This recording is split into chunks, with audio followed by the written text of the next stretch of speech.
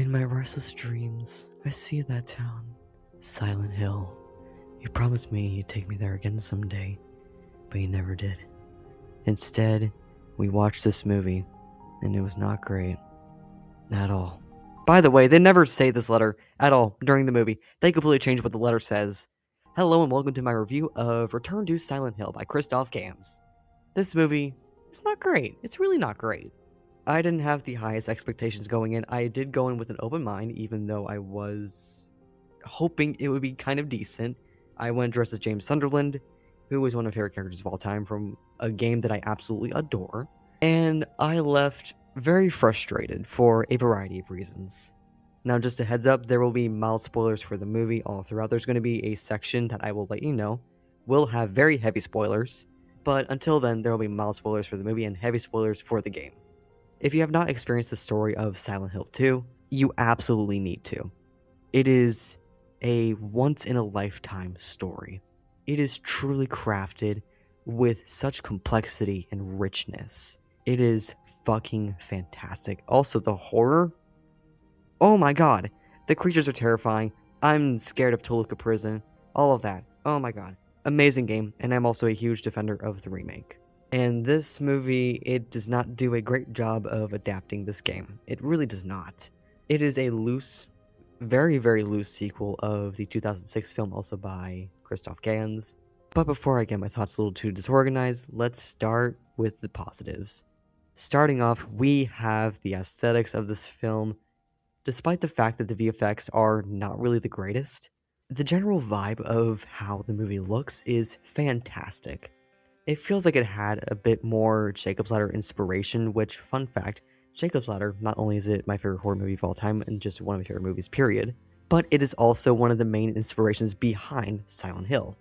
They play around with the lighting, they have these awesome silhouettes, camera work, all these awesome shots, and though the CGI is not really the greatest, what they do with it to create this gross, rusty environment is really, really good.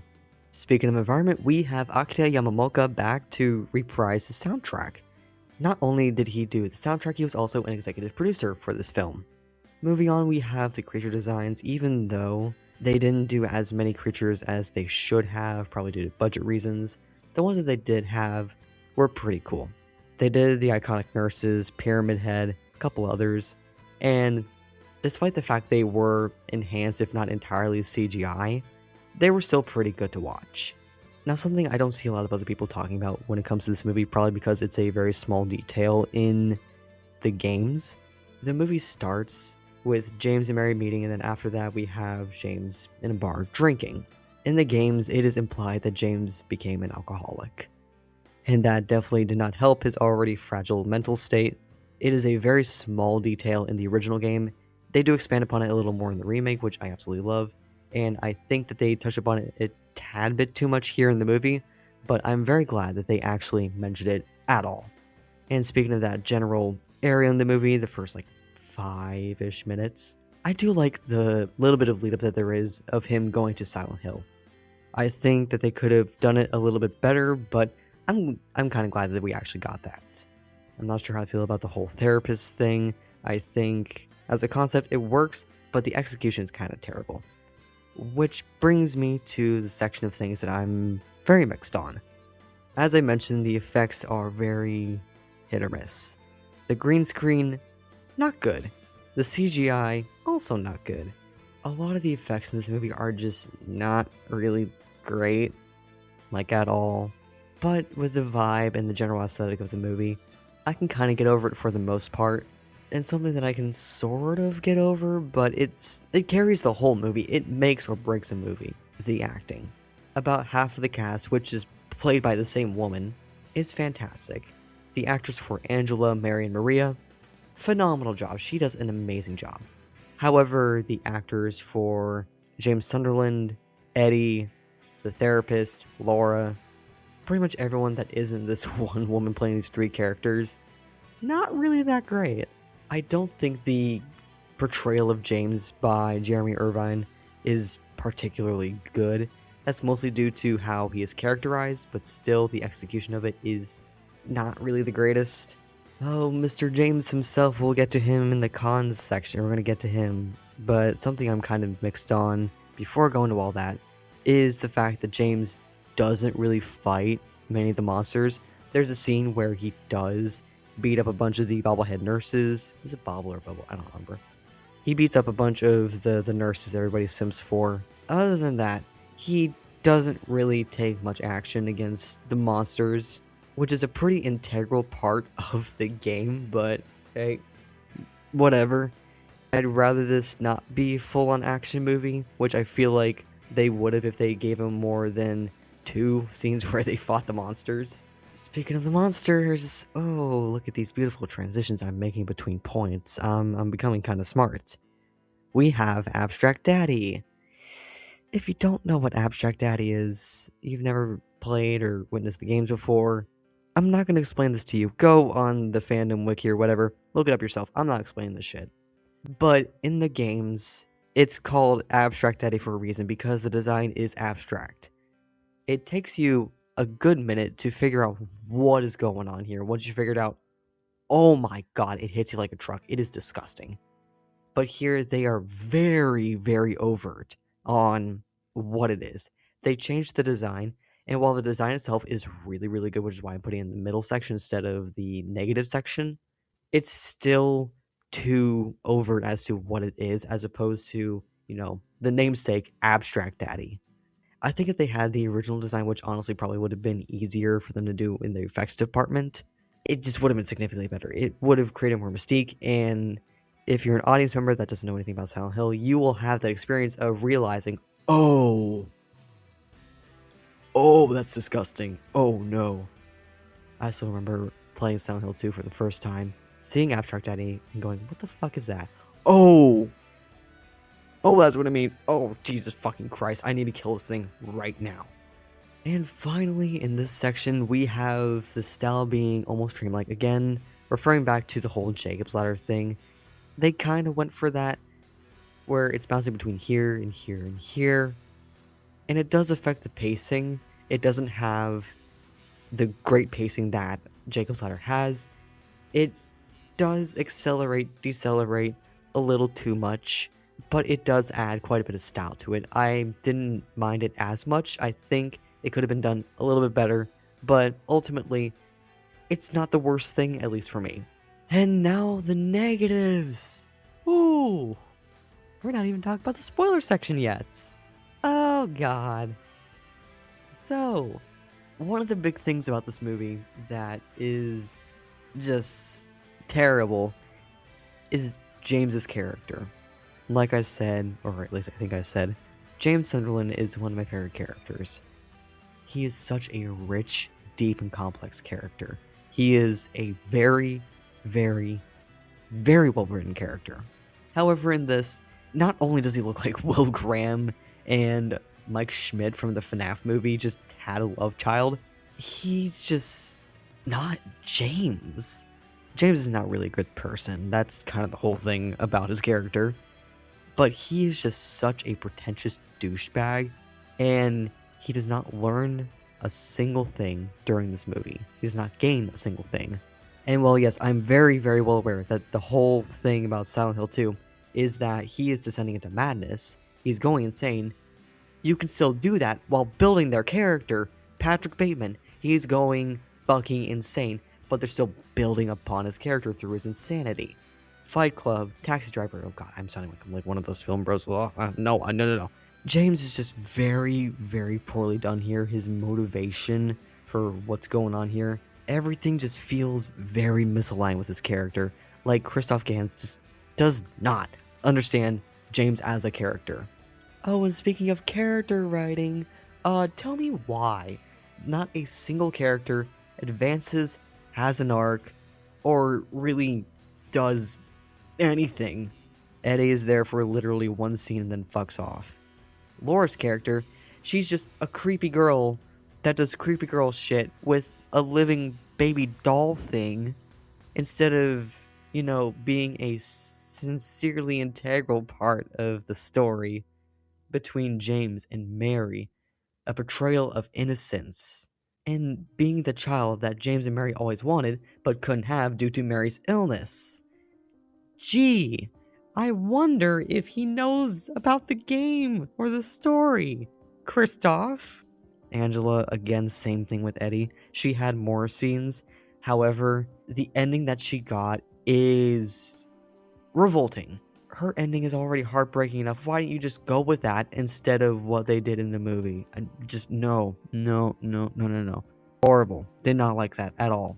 Maria's character, she doesn't do shit. There's no point in even having her with what little they do with her.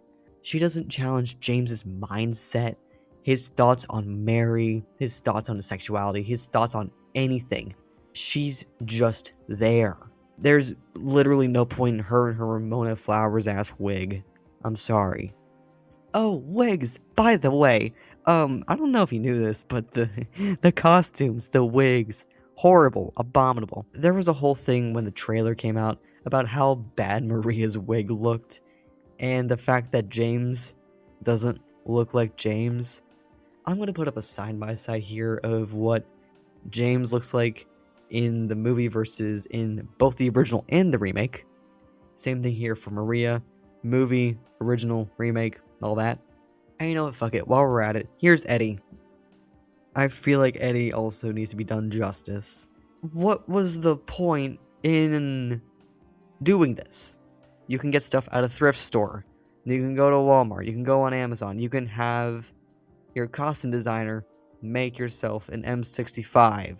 Make Jeremy Irvine an M65. Or Wrangler jackets. Or something green and give him a blonde wig. Dye his hair blonde. I don't know. Again, he looks like Will Graham from Hannibal. I genuinely thought it was the same actor, but it's not.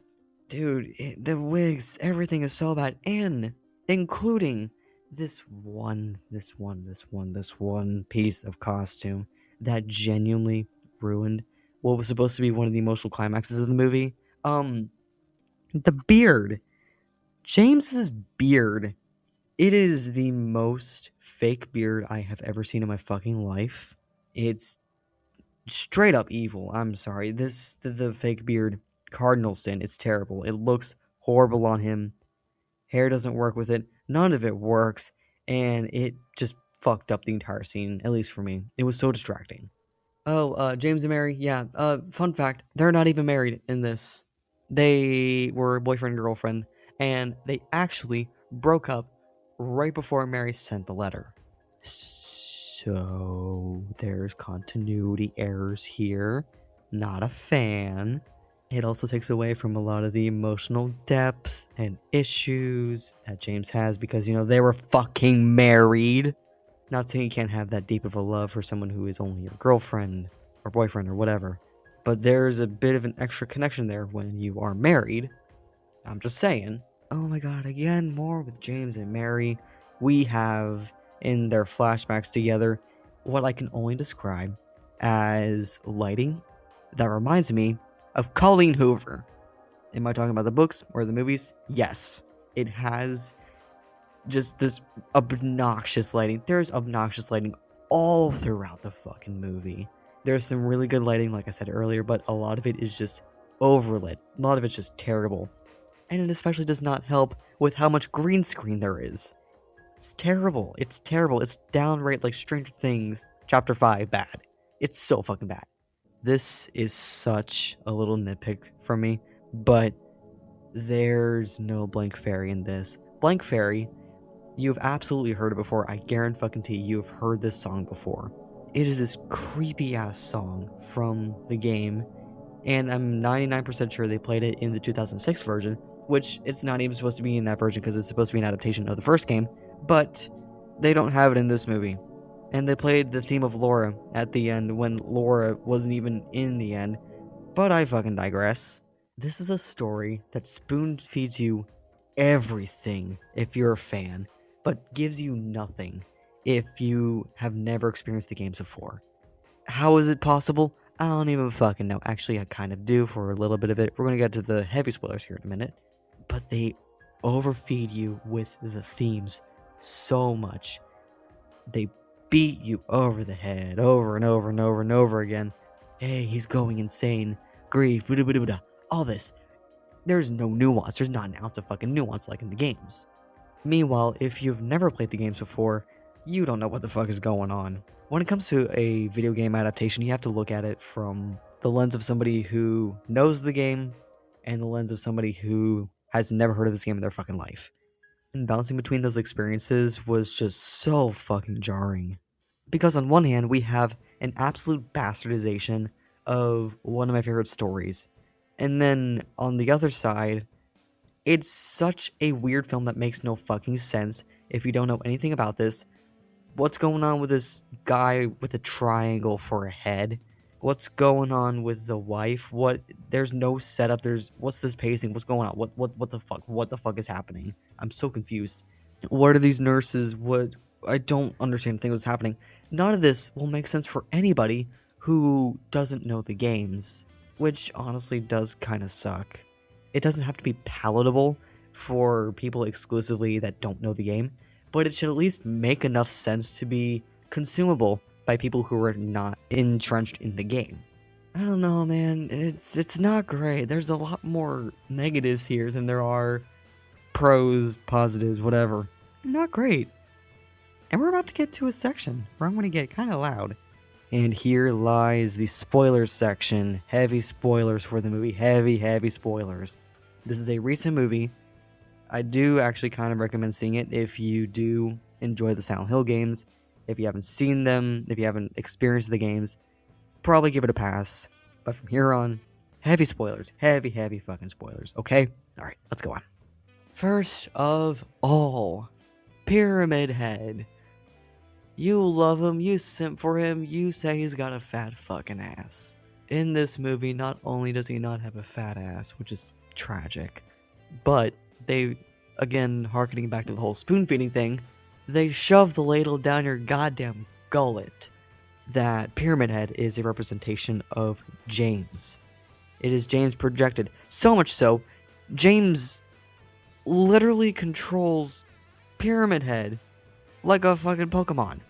Did I miss this in the fucking game? What? There's also no boss fight between James and Pyramid Head, like there's supposed to be at least twice in the games. None of it makes sense. It makes for cool shots, don't get me wrong. I think the shots of Jeremy Irvine inside of the Pyramid Head, not in that way, but in like a cinematography way, that his head is inside the thing and he's not. Never mind. I think that's really fucking awesome. That is absolutely art worthy. I think I've seen people draw something like that. Love that. However, they do that twice. And again, they spoon feed the whole thing that James is Pyramid Head is James, all that. Over and over again. And Pyramid Head, he's not this looming figure. He's not like this Nemesis or Mr. X from Resident Evil type villain. He's just there. He just fucking spawns. And he doesn't do shit when he spawns. He's just there. And as the kids say, he doesn't even aura farm. He's just there. He's just existing.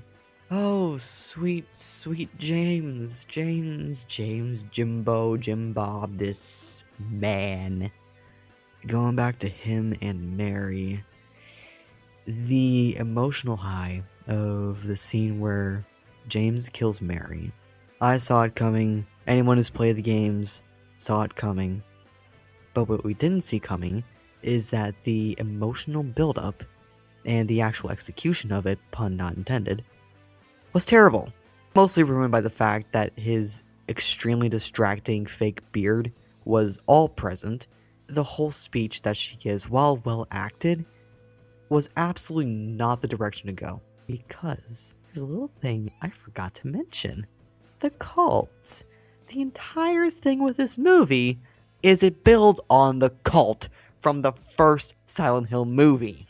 Yes, the whole thing with this movie, and I want to get to the thing that probably pisses me off the most about this movie, is that the cult is the big bad, not James going fucking insane. It's the cult. That's not the direction to go. That is absolutely not the direction you should have gone. Absolutely the fuck not.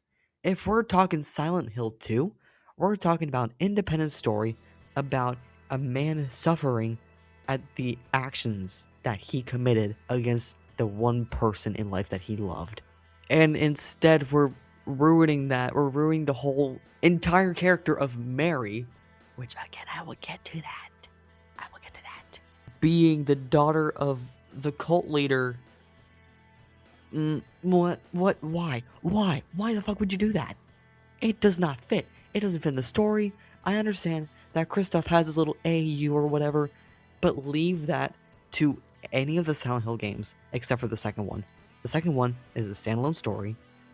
You do not do that. You do not add the cult thing to this, and yet they fucking did. And they altered the final speech that Mary gives in the game to fit with the whole cult thing. And speaking of Mary, another thing about her, Angela and Laura are actually her. How? I don't fucking know. Are they parts of her soul? I don't know. Are they parts of her being? I don't know.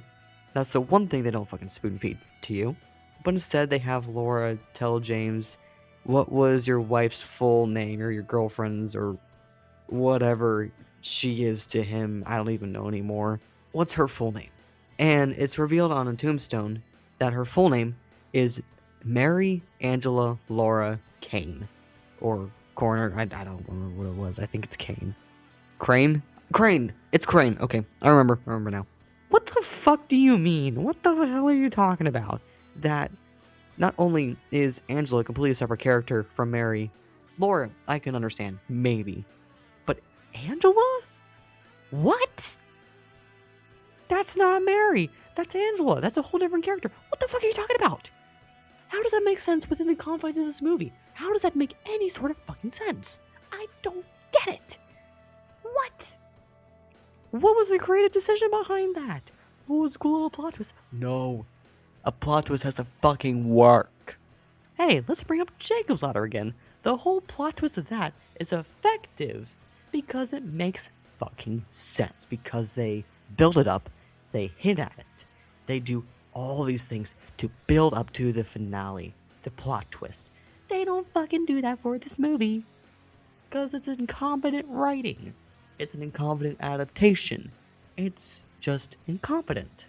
Another thing that really pisses me off. The thing about this movie that really pisses me off, again, harkening back to the whole cult thing, which shouldn't be a thing in this movie, it's never confirmed in the games what terminal illness Mary has. A lot of people say it's probably cancer of some kind. That's my personal belief, that it is cancer. But it's some sort of terminal illness. You know what they do in the fucking movie? You know what they do? Do you want to know what they do? The terminal illness was actually from years of her father poisoning her in this weird-ass ritual. The reason this makes me angry is because the fact that Mary had a terminal illness that anyone could have caught gives the player a personal connection. It gives way to the player connecting with James, being able to sympathize with him. What if this was my wife? What if this was my partner? What if this was my child?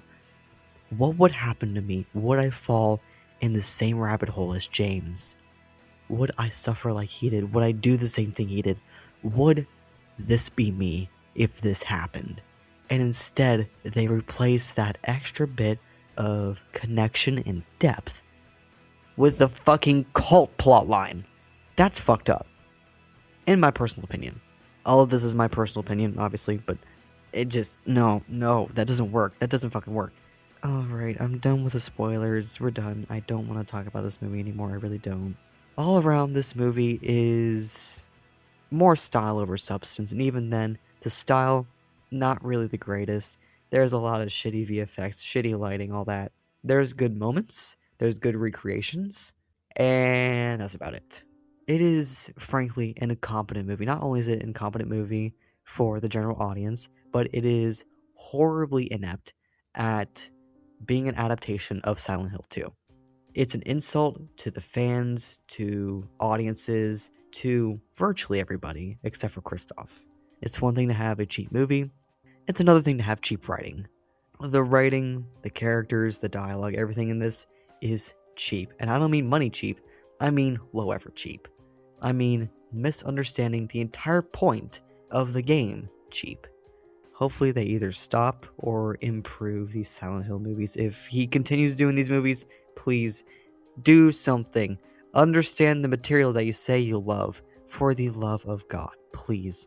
I don't know. I'm not a fan of this movie, and thankfully January is almost over, so we can get through this month. Hopefully this is the only main movie that is bad in January. We're getting close to the end, and I have full faith that Send Help is going to be really good, which will be my next review. And I think that's about it for me. Not a big fan of this movie. Could have been significantly better. Just play the game, or watch somebody play the game. I'm done yapping. I'm going to bed. Y'all have a wonderful day. Stay safe, stay warm, and I'll see y'all soon.